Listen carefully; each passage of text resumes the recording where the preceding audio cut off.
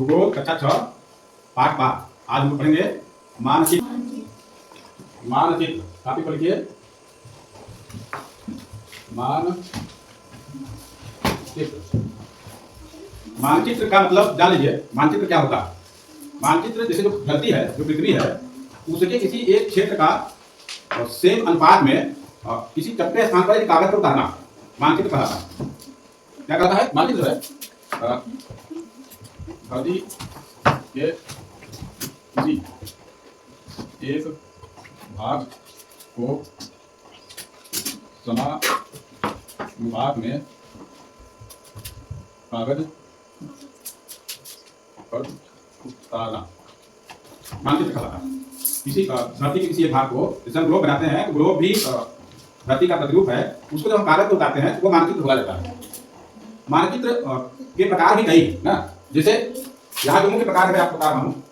पहला नंबर है भौतिक मानचित्र। भौतिक मानचित्र। भौतिक मानचित्र क्या है? जिसमें प्राकृतिक चीजें दिखाई जाती हैं, जैसे आपका जंगल है, आपकी धरती का स्वरूप है, या नदियां हैं, प्राकृतिक चीजें दिखाई जाती हैं।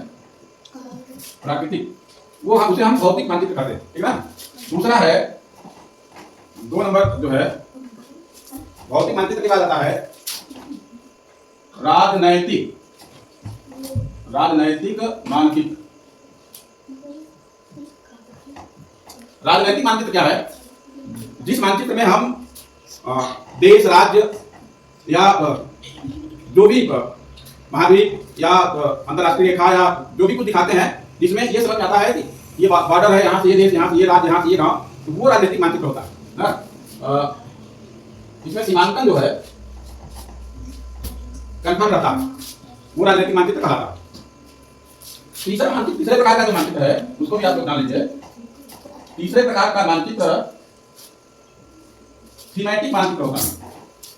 थीमेटिक मानचित्र। थीमेटिक मानचित्र क्या है? जब हम किसी मानचित्र को किसी विशेष उद्देश्य से बनाते हैं तो वो थीमेटिक होता है। विशेष उद्देश्य,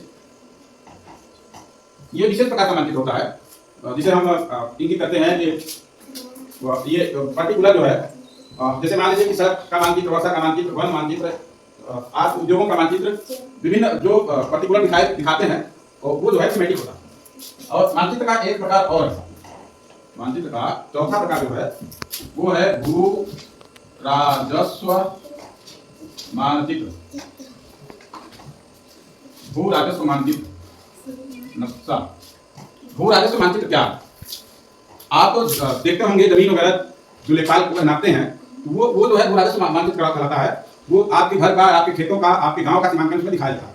तो इस प्रकार हम 4 मानचित्रों का अध्ययन करते हैं, और चारों मानचित्र का अलग अलग काम है। जैसे आपने देखा भौतिक मानचित्र जो प्राकृतिक चीजों को दिखाता है नक्शे में, वो भौतिक मानचित्र है। और जो राजनीतिक चीजें दिखाता है, जैसे किसी देश की सीमा या राज्य की सीमा, वो राजनीतिक मानचित्र है। थीमेटिक मानचित्र जो स्पेशली बनाया जाता है, जैसे भारत में उद्योग धंधे या संसार में व्यापार, इस तरह का कुछ भी स्पेशल एक पर्टिकुलर के लिए, वो थीमेटिक मानचित्र होता है। और भू राजस्व मानचित्र जो आपका खसरा खतौनी होता है, जमीन जायदाद का नक्शा होता है, वो जो है होता है। अब मानचित्र वो आपने समझ लिया मानचित्र कितने प्रकार के होते हैं। अब हमें जानना है मानचित्र के लिए जरूरी क्या है। जब हम मानचित्र बनाते हैं, किन किन चीजों को हम मानचित्र में दर्शाते हैं, वो चीज देख लेते हैं। इसको मैं 2 भागों में कर रहा हूं। मानचित्र के लिए जरूरी क्या क्या है, ये आप जानते हैं। पहला है दिशा। क्या है? दिशा। दिशा कितने लोग जानते हैं? दिशा जैसे पूर्व, पश्चिम, उत्तर, दक्षिण होता है ना, वही दिशा। इस तरह नक्शे में हमेशा ऊपर में उत्तर हम दिखाते हैं। क्या दिखाते हैं? उत्तर, नीचे दक्षिण, ठीक ना।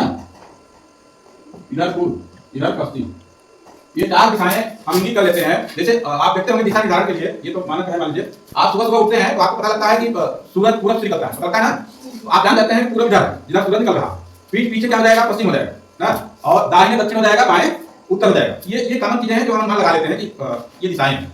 लेकिन वही जब रात में अनुमान लगाना होता है तो हम ध्रुव तारे को देखते हैं। ध्रुव तारा हमेशा उत्तर की तरफ होता है। किधर होता है?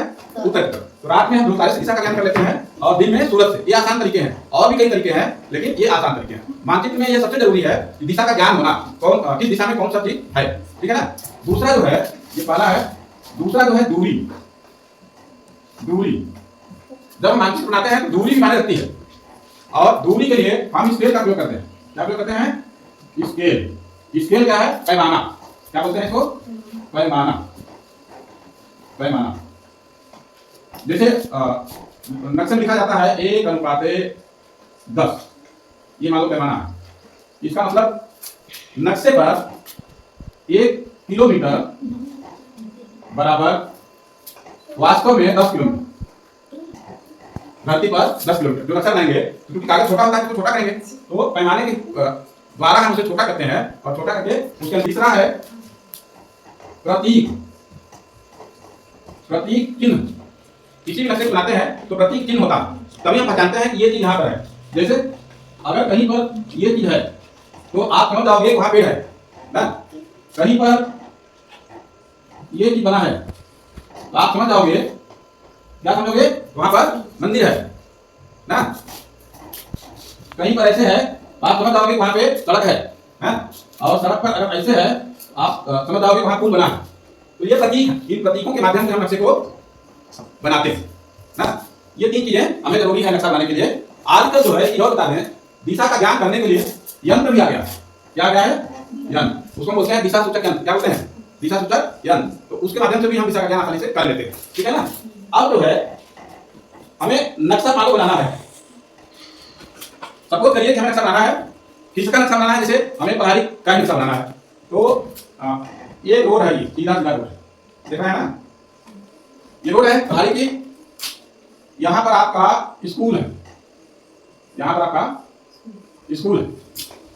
आगे जो है देखिए एक घर आगे है, इधर दुकान है, नीम का पेड़ है ना, दुकान। इधर भी घर, इधर भी घर, और आगे बढ़ेंगे तो इधर भी जो है कई तो घर बने हैं। इस तरह से जो है मानचित्र, इस तरह से हम मानचित्र बनाते हैं और उनको जो है दर्शाते हैं। किसी भी गांव का मानचित्र बनाएंगे तो 3 फैक्टरों को हमें ध्यान रखना है। पहला दिशा, हमें मालूम होना चाहिए कि दिशा जो है इधर है, इधर से निकलता है। दूसरा दूरी, पैमाने के हिसाब से बैठाना है। तीसरा जो है प्रतीक चिन्ह दर्शाने हैं ताकि पता चले कि वहां पर क्या है, ठीक है ना। इस तरह से जो है हम मानचित्र करेंगे। अब आप लोगों को होमवर्क के रूप में अपने अपने मोहल्ले का मानचित्र बनाने के लिए दे रहे हैं, ठीक है।